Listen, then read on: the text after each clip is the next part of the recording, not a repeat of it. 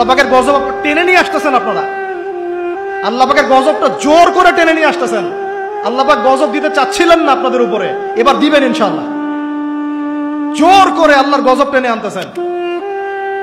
আমি জেনারেশনের অধঃপতনের স্তরগুলো আপনাকে দেখাতে পারবো।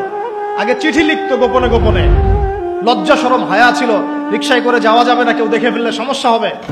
তারপরে এমন জেনারেশন আসলো সবকিছু ওপেন, ওদের আলাপই শুরু হয় হ্যান্ডশেক থেকে এবং 7 দিনের মধ্যে বেড়ে যাওয়া শেষ।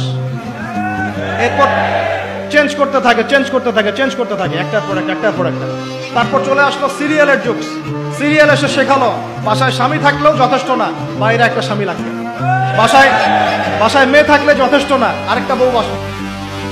আমরা এটাও বলে দেই, দিনী বোনদেরকে বলে দিই, অনলাইনে যেহেতু যাবে, আল্লাহর ওয়াস্তে আমাদের ফোনে কোনো ফোন দিবেন না, আল্লাহর ওয়াস্তে আমাদের ফোনে আমাদের হোয়াটসঅ্যাপে কোনো মেসেজ পাঠাবেন না।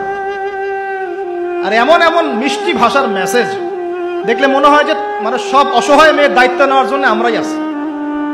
আর সবার একটাই সমস্যা, আমার স্বামী ভালো না, আমার স্বামী ভালো। তার ধারণা যে তার স্বামী ভালো না, বাকিদের সবার স্বামী ভালো।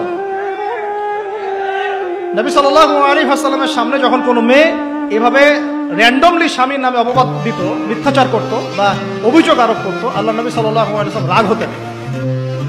সে আপনার ভরণ পোষণ দেয়, আপনাকে খাওয়ায়, আপনাকে পড়ায়, আপনার সিকিউরিটি দেয়, আপনার সম্মান রক্ষা করে, সারাটা জীবন আপনার জন্য একদম তেজপাতা বানায় ফেলে দিল। এখন বলছেন স্বামী ভালো না।